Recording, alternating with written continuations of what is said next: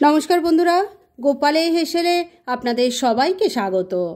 আজকে আটা, ময়দা, সুজি কোনো কিছুর ব্যবহার না করেই দারুণ টেস্টি আর সেরকমই হেলদি একটা জলখাবারের রেসিপি আপনাদের সাথে শেয়ার করছি। এই জলখাবারটা যদি দুটো কেউ খেয়ে নেয় অনেকক্ষণ পেট ভরা থাকবে আর কাজে কর্মেও এনার্জি পাবে।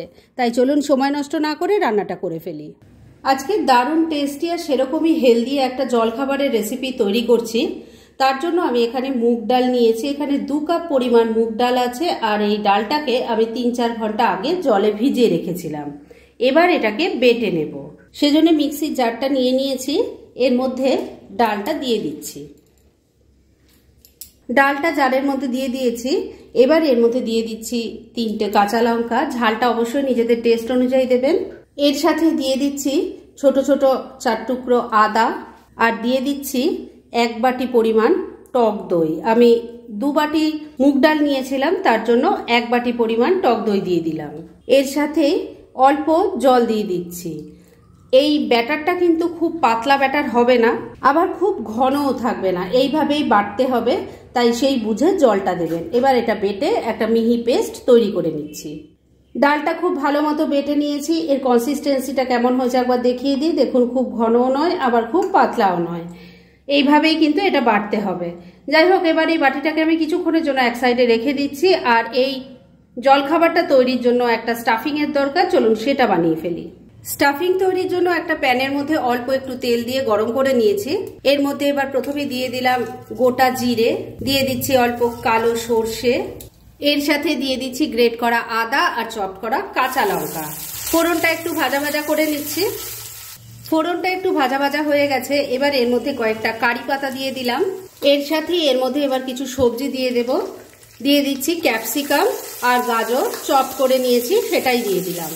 ভালো করে মিশিয়ে নিচ্ছি। এখানে কিন্তু সবজি আপনারা নিজেদের পছন্দ মতো বা ঘরে যা অ্যাভেলেবেল থাকবে তাই দিয়ে করতে পারেন। যেমন এখানে বাঁধাকপি দিতে পারেন, গ্রেট করা ফুলকপি দিতে পারেন, কর্ন দিতে পারেন, বিনস দিতে পারেন, মানে নিজেদের ইচ্ছে মতো এখানে সবজির ব্যবহার করতে পারেন। মিনিট 2 সবজিটা একটু ভাজা ভাজা করে নিয়েছি। এবার এর মধ্যে 1 মুঠো বাদাম দিয়ে দিলাম। বাদামটাকে একটু ভালো করে মিশিয়ে নিচ্ছি। সবকিছু ভালো করে মিশিয়ে নিয়ে মিনিট 2 রান্না করে নিয়েছি। এবার এর মধ্যে দিয়ে দেব গ্রেট করা আলু। আমি এখানে 2টো সেদ্ধ করা আলুকে গ্রেট করে নিয়েছি, এবার সেটা দিয়ে দিলাম। এর সাথে দিয়ে দিচ্ছি টমেটো আর ধনেপাতা কুচি। স্বাদ মতো নুন দিয়ে দিচ্ছি। দিয়ে দিচ্ছি অল্প হলুদের গুঁড়ো, অল্প একটু লঙ্কার গুঁড়ো দিয়ে দিলাম। আর ধনের গুঁড়ো এখানে পড়বে একটু বেশি পরিমাণ, 1 টেবিল স্পুন দিলাম। দিয়ে দিচ্ছি ছোট চামচের 1 চামচ আমচুর পাউডার। এবার সবকিছু খুব ভালো করে মিশিয়ে নিচ্ছি।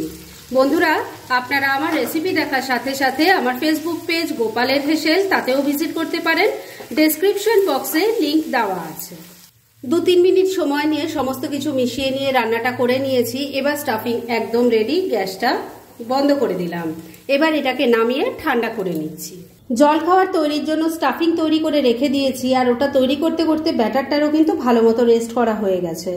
এবারে এর মধ্যে দিয়ে দিচ্ছি স্বাদ মতো নুন, দিয়ে দিচ্ছি 1/2 টিস্পুন খাবার সোডা।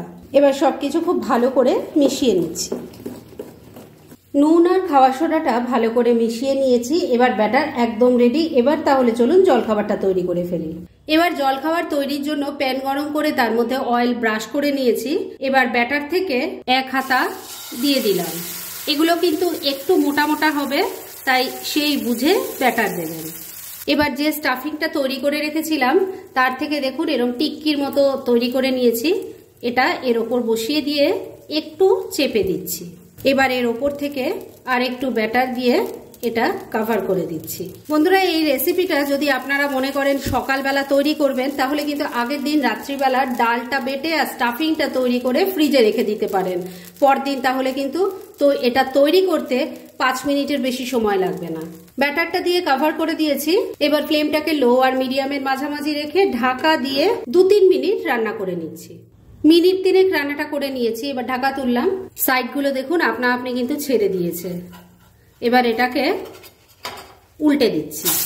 দেখুন একটা সাইডের কালার কত সুন্দর এসেছে, আর এগুলো খেতে যে কি অপূর্ব হয় সেটা একবার না ট্রাই করলে বুঝতে পারবেন না। আর এরকম যদি দুটো কেউ খেয়ে নেয় অনেকক্ষণ কিন্তু পেট ভরা থাকবে আর কাজে কর্মেও এনার্জি পাওয়া যায়।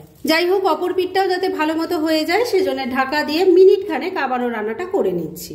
মিনিট খানেক আবারও রান্নাটা হয়ে গেছে, ঢাকা তুললাম। এটাকে এবার একটু উল্টে দেখিয়ে দিচ্ছি। দেখুন কত সুন্দর তৈরি হয়েছে।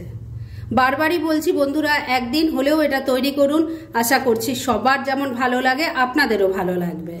যাই হোক, এটা কিন্তু একদম পরিবেশনের জন্য রেডি হয়ে গেছে। এবার তাহলে এটাকে আমি তুলে নিচ্ছি, আর এইভাবে সব কটা তৈরি করে তারপর আপনাদের সার্ভ করে দেখাচ্ছি। ফ্রেন্ডস, আমার আজকের এই দুর্দান্ত স্বাদের জলখাবারের রেসিপি একদম রেডি হয়ে গেছে এবং আমি সার্ভ করে দিয়েছি। ভীষণ ইজি রেসিপিটা, কিন্তু যেভাবে আমি তৈরি করেছি ঠিক সেইভাবে তৈরি করে খেয়ে দেখুন, স্বাদ কিন্তু অসাধারণ লাগবে। তাই দেরি না করে পারলে এটা আজই একবার ট্রাই করে ফেলুন, আর তারপর কেমন লাগলো সেটা প্লিজ কমেন্ট করে জানাবেন। এরকম ধরনের অনেক ভালো ভালো নিরামিষ রান্নার রেসিপি আপনারা গোপালের হেসেল সার্চ করলেই পেয়ে যাবেন, যার মধ্যে থেকে কিছু কিছু আমি সাজেস্টেড বক্সেও দিয়ে দেবো, সেখান থেকেও আপনারা দেখে নিতে পারেন। তাই গোপালের হেসেল অবশ্যই ভিজিট করুন। আর আপনারা কেমন ধরনের রেসিপি চাইছেন সেটাও কিন্তু আমাকে জানাতে পারেন, আমি চেষ্টা করব সেই সব রেসিপিগুলো আপনাদের সাথে শেয়ার করার। আর আমার আজকের এই রেসিপি যদি আপনাদের ভালো লাগে আর ইউজফুল বলে মনে হয়, তাহলে যারা এখনও আমার চ্যানেলটাকে সাবস্ক্রাইব করেননি তারা প্লিজ প্লিজ সাবস্ক্রাইব করুন। তাহলে আজকের মতো এখানেই শেষ করছি, পরদিন আবার এরকমই কোনো ভালো রেসিপি নিয়ে চলে আসব। আপনারা সবাই খুব ভালো থাকুন, সুস্থ থাকুন।